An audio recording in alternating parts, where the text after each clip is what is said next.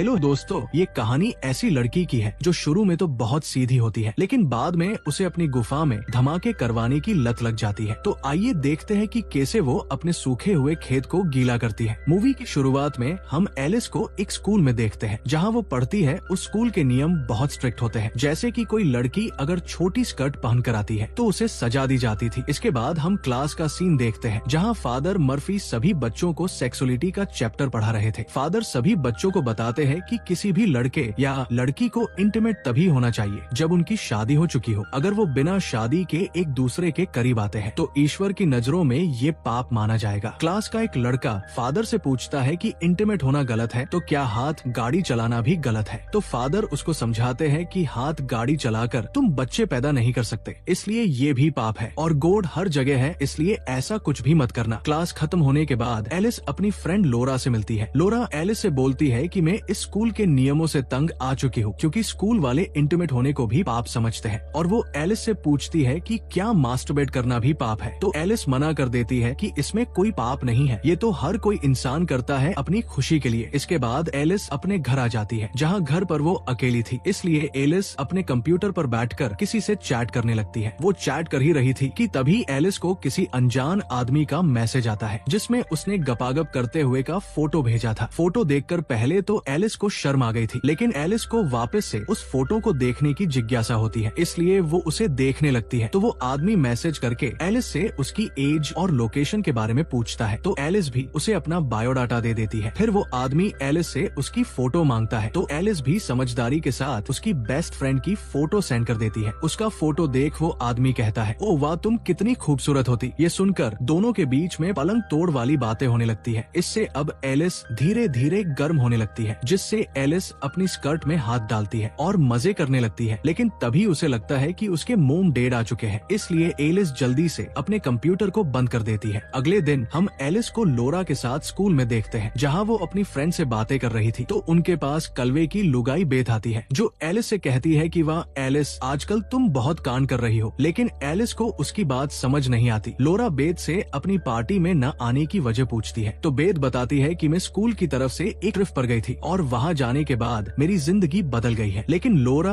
और एलिस को उसकी बातें समझ नहीं आती। बेत के वहाँ से जाने के बाद एलिस अजीब तरीके से चॉकलेट खाने लगती है। एलिस को ऐसे चॉकलेट खाता देख उसके साथ वाले लड़के हंसने लगते हैं। इससे एलिस वहाँ से चली जाती है। स्कूल की एक टीचर एलिस के पास आकर उससे बोलती है कि तुम अपनी बॉडी के साथ ऐसी गंदी हरकतें नहीं कर सकती, क्योंकि ये गॉड की देन है। ये सुनकर एलिस समझ जाती है कि पूरे स्कूल में ये बात फैल गई कि वो खुद के खेत को गीला करती है, इसलिए एलिस अपने गुनाह